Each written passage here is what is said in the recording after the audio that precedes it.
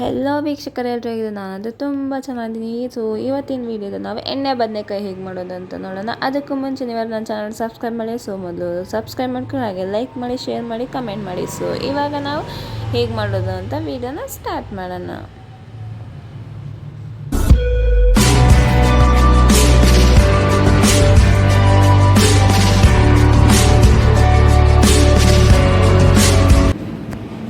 So ಇದಕ್ಕೆ ಬೇಕಾಗಿರುವಂಥ items ಏನೇನು ಅಂದರೆ ಈರುಳ್ಳಿ, ಬೆಳ್ಳುಳ್ಳಿ, ಚಕ್ಕೆ, ಲವಂಗ, ಟೊಮೊಟೊ ಮತ್ತು ಸ್ವಲ್ಪ ಕಡಲೆಬೀಜ, ಶುಂಠಿ.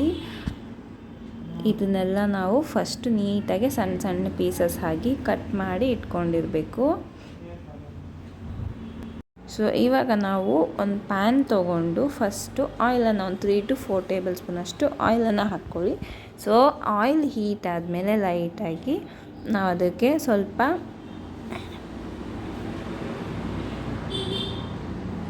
ಇವಾಗ ಇದಕ್ಕೆ ಸ್ವಲ್ಪ ಜೀರಿಗೆನ ಹಾಕ್ಕೊಳ್ಳೋಣ.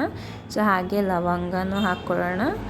ಇದಕ್ಕೆ ಇವಾಗ ನಾವು ಒಂದು ಸ್ವಲ್ಪ ಲೈಟಾಗಿ ಫ್ರೈ ಆಗಬೇಕು. ಸೊ ಅದು ಫ್ರೈ ಆದಮೇಲೆ ಸ್ವಲ್ಪ ಉದ್ದಿನಬೇಳೆ ಮತ್ತು ಕಡಲೆಬೇಳೆ ಹಾಗೆ ಶುಂಠಿ, ಬೆಳ್ಳುಳ್ಳಿ ಕೂಡ ನಾವು ಇದಕ್ಕೆ ಸೇರಿಸ್ಕೊಬೇಕು. ಸೊ ಈ ರೀತಿ ಫ್ರೈ ಮಾಡಿ ನಾವು ರುಬ್ಬಿ ಮಸಾಲೆ ಮಾಡೋದ್ರಿಂದ ಸಾಂಬಾರು ಅನ್ನೋದು ತುಂಬಾ ಯಮ್ಮಿಯಾಗಿರುತ್ತೆ ಮತ್ತು ಟೇಸ್ಟಿಯಾಗಿರುತ್ತೆ.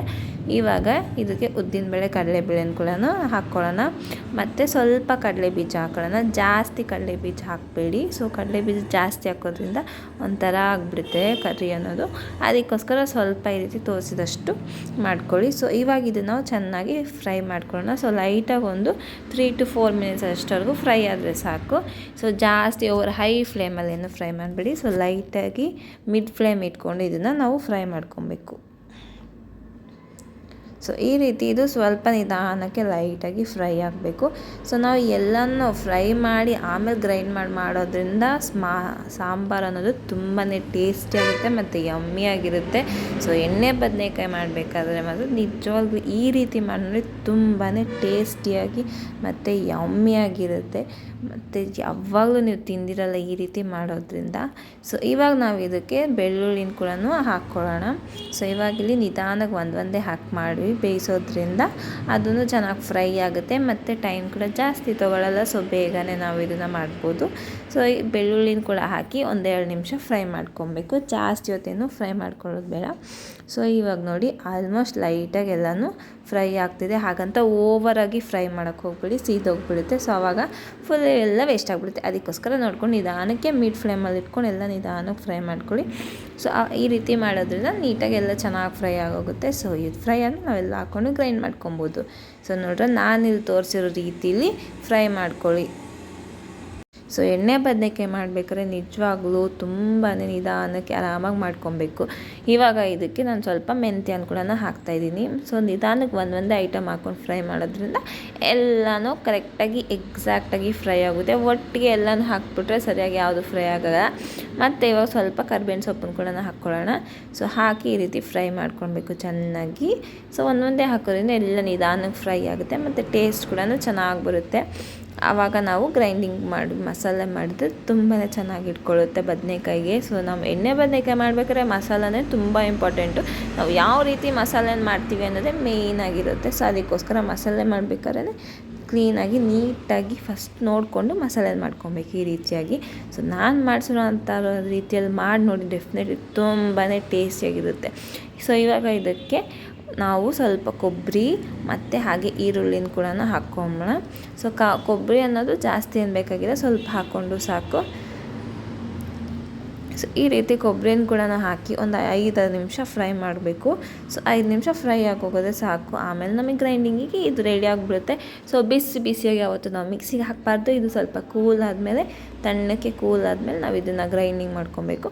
ಇವಾಗ ನಾನು ಇದಕ್ಕೆ ಸ್ವಲ್ಪ ಹುಣಸೆಹಣ್ಣ ಕೂಡ ಆ್ಯಡ್ ಮಾಡ್ತಾಯಿದ್ದೀನಿ. ಹುಣಸೆಹಣ್ಣು ರಸ ಇವೆಲ್ಲ ಆ್ಯಡ್ ಮಾಡೋದು ಬೇಡ. ಅವಾಗ ಅದು ಹುಳಿ ಅಂದರೆ ತುಂಬಾ ಬಿಟ್ಕೊಳ್ಳುತ್ತೆ. ಅದಕ್ಕೋಸ್ಕರ ಹುಣಸೆಹಣ್ಣ ಸ್ವಲ್ಪ ಹಾಕ್ಕೊಳ್ಳಿ. ಮತ್ತು ಒಂದು 2 ಟೊಮೆಟೊನ ಸಣ್ಣ ಕಟ್ ಮಾಡಿರೋಂತಹ ಟೊಮೆಟೊನ ಕೂಡ ಇಲ್ಲಿ ಹಾಕ್ಕೊಂಡು ಇದನ್ನು ಎಲ್ಲನೂ ಚೆನ್ನಾಗಿ ಇವಾಗ 5 ನಿಮಿಷ ಚೆನ್ನಾಗಿ ಹೈ ಫ್ಲೇಮಲ್ಲಿ ಇಟ್ಕೊಂಡು ಫ್ರೈ ಮಾಡ್ಕೊಂಬಿಡಿ. ಇವೆಲ್ಲ ಚೆನ್ನಾಗಿ ಫ್ರೈ ಆದಮೇಲೆ ಇದು ತಣ್ಣಕ್ಕಾದ್ಮೇಲೆ ನಾವು ಇದನ್ನು ಮಿಕ್ಸಿಗೆ ಹಾಕ್ಕೊಬೇಕು. ನೋಡಿ ಈ ರೀತಿ ರೀತಿ ಇವಾಗ ಇವೆಲ್ಲ ತಣ್ಣಗೆ ಆಗೋಗಿದೆ.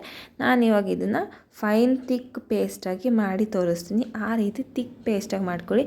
ತುಂಬ ನೀರು ಹಾಕ್ಬಿಟ್ಟು ಎಲ್ಲ ಮಾಡೋಕ್ಕೆ ಹೋಗ್ಬೇಡಿ. ಮತ್ತು ಇಲ್ಲೇ ನಾನು ಖಾರದ ಪುಡಿನೂ ಕೂಡ ಎಲ್ಲ ಆ್ಯಡ್ ಮಾಡ್ತಾಯಿದ್ದೀನಿ. ಸೊ ನಾನಿಲ್ಲಿ 2-3 ಟೇಬಲ್ ಸ್ಪೂನಷ್ಟು ಧನಿಯಾ ಪೌಡ್ರನ್ನ ಹಾಕ್ತಾಯಿದ್ದೀನಿ. ಮತ್ತು ಖಾರ ನೋಡ್ಕೊಳ್ಳಿ, ನೀವು ಖಾರ ಜಾಸ್ತಿ ಬೇಕು ಅಂತಂದರೆ ಚಿಲ್ಲಿ ಪೌಡರ್ನ ಜಾಸ್ತಿ ಹಾಕ್ಕೊಬೋದು, ಇಲ್ಲ ಕಮ್ಮಿ ಬೇಕು ಅಂದರೆ ಕಮ್ಮಿ ಹಾಕ್ಕೊಬೋದು. ಇಲ್ಲಿ ನಾನು 1 ಟೇಬಲ್ ಸ್ಪೂನಷ್ಟು ಚಿಲ್ಲಿ ಪೌಡರ್ನ ಆ್ಯಡ್ ಮಾಡ್ತಾಯಿದ್ದೀನಿ. ಸೊ ಇವೆಲ್ಲ ಹಾಕಿ ನಾವು ಇವಾಗ ಇದನ್ನ ತಿಕ್ ಪೇಸ್ಟಾಗಿ ಮಾಡ್ಕೊಳ್ಳೋಣ. ತುಂಬ ನೀರು ಹಾಕಿ ಮಾಡ್ಕೊಬಾರ್ದು. ಮಸಾಲೆ ಯಾವಾಗಲೂ ಅನ್ನೋದು ಗಟ್ಟಿಯಾಗಿ ಮಾಡಿಕೊಂಡ್ರೆ ಅದು ಚೆನ್ನಾಗಿರುತ್ತೆ. ಸೊ ಇವಾಗ ನಾವು ಬದನೆಕಾಯಿನ ನೀಟಾಗಿ 4 ಪೀಸಸ್ ಸೈಡ್ಸ್ ಕಟ್ ಮಾಡಿ ಈ ರೀತಿ ಅದನ್ನು ಮಸಾಲೆನ ಸ್ಟಫಿಂಗ್ ಮಾಡಬೇಕು. ಸೊ ಈ ರೀತಿ ಮಾಡೋದ್ರಿಂದ ಏನಾಗುತ್ತೆ ಅಂದರೆ ಆ ಬದನೆಕಾಯಿಗೆ ಮಸಾಲೆ ಅನ್ನೋದು ಚೆನ್ನಾಗಿ ಹಿಡ್ಕೊಂಡು ಹಾಗೆ ಟೇಸ್ಟ್ ಅನ್ನೋದು ತುಂಬಾ ಚೆನ್ನಾಗಿರುತ್ತೆ. ನಾವು ಹಾಗೆ ಹಾಕೋದ್ರಿಂದ ಈ ರೀತಿ ನಾವು ಮಸಾಲೆನ ಅದರೊಳಗಡೆ ಸೇರಿಸ್ಬಿಟ್ಟು ಸ್ಟಫಿಂಗ್ನ ಯಾಕೆ ಮಾಡಿದ್ರೆ ನಿಜವಾಗ್ಲೂ ಅದು ಚೆನ್ನಾಗಿ ಮಸಾಲೆನೆಲ್ಲ ಇಳ್ಕೊಂಡು ಟೇಸ್ಟ್ ಅನ್ನೋದು ತುಂಬಾ ಚೆನ್ನಾಗಿರುತ್ತೆ. ಸೊ ನಾನಿಲ್ಲಿ 5-6 ಬದನೆಕಾಯಿ ತೊಗೊಂಡಿದ್ದೀನಿ. ಸೊ ಅದನ್ನು ತೊಗೊಂಡು ಎಲ್ಲ ನೀಟಾಗಿ ಕಟ್ ಮಾಡಿ ವಾಶ್ ಮಾಡಿ ಇವಾಗ ಅದಕ್ಕೆ ಸ್ಟಫಿಂಗ್ ಮಾಡ್ತೀನಿ. ಬದನೆಕಾಯಿನ ಯಾವಾಗಲೂ ಅಷ್ಟೇ ನಾವು ಕಟ್ ಮಾಡಿಬಿಟ್ಟು ಹಾಗೆ ಇಡಬಾರ್ದು, ಅದನ್ನು ಡೈರೆಕ್ಟ್ ವಾಟ್ರಲ್ಲಿ ಹಾಕ್ಬಿಡ್ಬೇಕು. ಯಾಕಂದರೆ ಅದು ಕಲರ್ ಚೇಂಜ್ ಆಗಿಬಿಡುತ್ತೆ. ಅದಕ್ಕೋಸ್ಕರ ಕಲರ್ ಚೇಂಜ್ ಆದರೆ ಅದನ್ನು ತಿನ್ನಬಾರ್ದು. ಅದಕ್ಕೋಸ್ಕರ ಏನು ಮಾಡಿ ಕಟ್ ಮಾಡಿ ಡೈರೆಕ್ಟ್ ಫಸ್ಟು ವಾಟ್ರಲ್ಲಿ ಹಾಕ್ಬಿಟ್ಟು ಬಿಟ್ಬಿಡಿ. ಆಮೇಲೆ ನಾವು ಮಸಾಲೆ ಹಾಕ್ಕೊಬೇಕಾದ್ರೆ ಅವಾಗ ತೊಗೊಂಡು ಅದನ್ನು ಸ್ಟಫಿಂಗ್ ಹಾಕ್ಕೊಂಡು ರೆಡಿ ಮಾಡಿ ಇಟ್ಕೊಳ್ಳಿ. ಸೊ ಇವಾಗ ನಾನು ಎಲ್ಲ ಬದನೆಕಾಯಿಗೂ ಸ್ಟಫಿಂಗ್ ಅನ್ನೋದು ಮಾಡಿಬಿಟ್ಟೆ. ಇವಾಗ ಒಂದು ಪ್ಯಾನ್ ಇಟ್ಕೊಂಡು ಆಯಿಲ್ ಹಾಕ್ಕೊಳ್ಳೋಣ. ಸ್ವಲ್ಪ ಆಯಿಲ್ ಇದಕ್ಕೆ ಜಾಸ್ತಿನೇ ಹಾಕ್ಕೊಳ್ಳಿ. ಯಾಕಂದರೆ ಎಣ್ಣೆ ಬದನೆಕಾಯಿಗೆ ಮೇನ್ ಅಂದ್ರೆ ಆಯಿಲ್ ಹೇಳ್ತೀವಿ. ಯಾಕಂದರೆ ಎಣ್ಣೆ ಹಾಕಿ ಚೆನ್ನಾಗಿ ಅದು ಫ್ರೈ ಆಗಿ ಹಿಂಡ್ಕೊಬೇಕು. ಸೊ ಅದಕ್ಕೋಸ್ಕರ ಅದಕ್ಕೆ ಜಾಸ್ತಿ ಸ್ವಲ್ಪ ಎಣ್ಣೆ ಬೇಕಾಗುತ್ತೆ. ಸೊ ಎಣ್ಣೆ ಕಾದಿದ ನಂತರ ಈ ರೀತಿ ಒಂದೊಂದು ಬದನೆಕಾಯಿನೇ ತೊಗೊಂಡು ನಿಧಾನಕ್ಕೆ ಬಿಟ್ಟು ಒಂದು 5-10 ನಿಮಿಷ ಹಾಗೆ ಫ್ರೈ ಆಗಬೇಕು. ಅದು ಫ್ರೈ ಆದಮೇಲೆ ನಾವು ರುಬ್ಬಿಟ್ಕೊಂಡಿರೋ ಮಸಾಲೆನ ಆ್ಯಡ್ ಮಾಡ್ಕೊಬೋದು. ಸೊ ಅಲ್ಲಿ ತನಕ ಒಂದು ಸ್ವಲ್ಪ ಚೆನ್ನಾಗಿದ್ದು ಫ್ರೈ ಆಗಲಿ. ಸೊ ಅವಾಗ ಫ್ರೈ ಆದಾಗ ಏನಾಗುತ್ತೆ ಅಂದರೆ ಒಂದು ಸ್ವಲ್ಪ ಒಳಗಡೆ ಕೂಡ ಕುಕ್ ಆಗುತ್ತೆ, ಹಾಗೆ ಆ ಮಸಾಲೆ ಕೂಡ ಒಂದು ಸ್ವಲ್ಪ ಫ್ಲೇವರ್ ಆಗಿ ಬರುತ್ತೆ. ಅದಕ್ಕೋಸ್ಕರ ನಾವು ಇದನ್ನ ಒಂದು 5-10 ನಿಮಿಷ ಹಾಗೆ ಎಣ್ಣೆಯಲ್ಲಿ ಕುಕ್ ಮಾಡಬೇಕು. ಸೊ ಈ ರೀತಿ ಕುಕ್ ಮಾಡೋದ್ರಿಂದ ಎಣ್ಣೆ ಬದನೆಕಾಯಿ ಟೇಸ್ಟ್ ಅನ್ನೋದು ಸೂಪರಾಗಿರುತ್ತೆ. ನನಗಂತೂ ಎಣ್ಣೆ ಬದನೆಕಾಯಿ ಅಂದರೆ ತುಂಬಾ ಇಷ್ಟ. ನಾನಂತೂ ಈ ರೀತಿ ಮಾಡ್ಕೊಂಡು ತಿಂದು ನನಗಂತೂ ತುಂಬ ಅಂದರೆ ಇಷ್ಟ ಮಾಡ್ಕೊಂಡು ತಿನ್ನೋಕ್ಕೆ ಎಣ್ಣೆ ಬದನೆಕಾಯಿ. ನಿಜವಾಗ್ಲೂ ಎಷ್ಟು ಚೆನ್ನಾಗಿರುತ್ತೆ ಅಂದರೆ ಒಂದು ಸತಿ ಮಾಡ್ಕೊಂಡು ತಿನ್ನೋ ಮತ್ತೆ ತಿನ್ನಬೇಕು ಅಂತ ಅನ್ನಿಸ್ತಾ ಇರುತ್ತೆ. ಸೊ ನಿಮ್ಮಲ್ಲಿ ಯಾರ್ಯಾರಿಗೆ ಈ ಥರ ಇಷ್ಟ ಎಣ್ಣೆ ಬದನೆಕಾಯಿ ಮಾಡ್ಕೊಂಡು ತಿನ್ನೋಕ್ಕೆ ಅನ್ನೋರು ಕೂಡ ಕಮೆಂಟ್ ಸೆಕ್ಷನಲ್ಲಿ ಕಮೆಂಟ್ ಮಾಡಿ. ಸೊ ಹಾಗೆ ನೀವು ಯಾವ ಥರ ಮಾಡ್ತೀರ ಅನ್ನೋದು ಕಮೆಂಟ್ ಮಾಡಿ. ಮತ್ತು ನಿಮಗೆ ಇವಾಗ ನಮ್ಮ ಆಲ್ಮೋಸ್ಟ್ ಬದನೆಕಾಯಿ ಸ್ವಲ್ಪ ಲೈಟಾಗಿ ಫ್ರೈ ಆಗಿದೆ. ಇವಾಗ ನಾವು ಇದಕ್ಕೆ ರುಬ್ಬಿಟ್ಕೊಂಡಿರೋ ಮಸಾಲೆನ ನಾವು ಹಾಕ್ಬಿಡೋಣ. ಹಾಕಿ ಒಂದು 10 ನಿಮಿಷ ಫ್ರೈ ಆಗಬೇಕು. ಯಾಕಂದರೆ ಅದರಲ್ಲಿರೋ ಹಸಿ ವಾಸನೆ ಎಲ್ಲ ಹೋಗಬೇಕು. ಅದು ಹೋದ ನಂತರ ನಾವು ನೀರನ್ನು ಹಾಕ್ಕೊಳ್ಳೋಣ.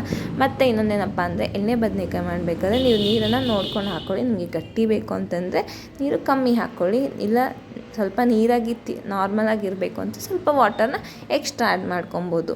ಸೊ ಈ ರೀತಿ ಇದಕ್ಕೆ ನಾವು ಉಪ್ಪನ್ನು ಕೂಡ ಹಾಕ್ಕೊಂಡು ರುಚಿಗೆ ತಕ್ಕಷ್ಟು ಉಪ್ಪನ್ನು ಕೂಡ ನೋಡ್ಕೊಂಡು ಹಾಕ್ಕೊಳ್ಳಿ ಎಷ್ಟು ಬೇಕಂತನೂ. ಮತ್ತು ಖಾರನೂ ಅಷ್ಟೇ ನಿಮ್ಗೆ ಇನ್ನೂ ಜಾಸ್ತಿ ಬೇಕನ್ಸಿದ್ರೆ ಮತ್ತೆ ಕೂಡ ಇಲ್ಲಿ ಆ್ಯಡ್ ಮಾಡ್ಕೊಬೋದು. ಸೊ ಈ ರೀತಿ ನೋಡಿದ್ರೆ ಮಸಾಲೆ ಅನ್ನೋದು ಆಲ್ಮೋಸ್ಟ್ ಫ್ರೈ ಆಗೋಯಿತು. ನಾನಿಲ್ಲಿ ಇವಾಗ 2 ಕಪ್ಸ್ ಅಷ್ಟು ವಾಟರ್ನ ಆ್ಯಡ್ ಮಾಡ್ತಾಯಿದ್ದೀನಿ. ಯಾಕಂದರೆ ಬದನೆಕಾಯಿ ಅನ್ನೋದು ನಾನು ಜಾಸ್ತಿ ತೊಗೊಂಡಿದ್ದೀನಿ ಮತ್ತು ಜಾಸ್ತಿ ಕ್ವಾಂಟಿಟಿಲಿ ಮಾಡ್ತಾರೆ ಇದರಿಂದ ಸ್ವಲ್ಪ ಹೀಗೆ.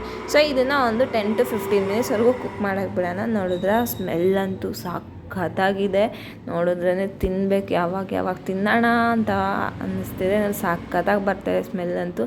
ನಿಜವಾಗ್ಲೂ ಇದನ್ನು ರೈಸ್ಗಾಗಲಿ ಮತ್ತು ಚಪಾತಿಗಾಗಲಿ ಮಾಡ್ಕೊಂಡು ತಿಂದರೆ ತುಂಬಾ ಚೆನ್ನಾಗಿರುತ್ತೆ. ಬಟ್ ನಾವು ಎಣ್ಣೆ ಬದನೆಕಾಯಿ ಮಾಡ್ಬೇಕಾದ್ರೆ ಗಟ್ಟಿಯಾಗಿ ಮಾಡ್ಕೊಂಡು ತಿಂದರೆ ತುಂಬ ಚೆನ್ನಾಗಿರುತ್ತೆ.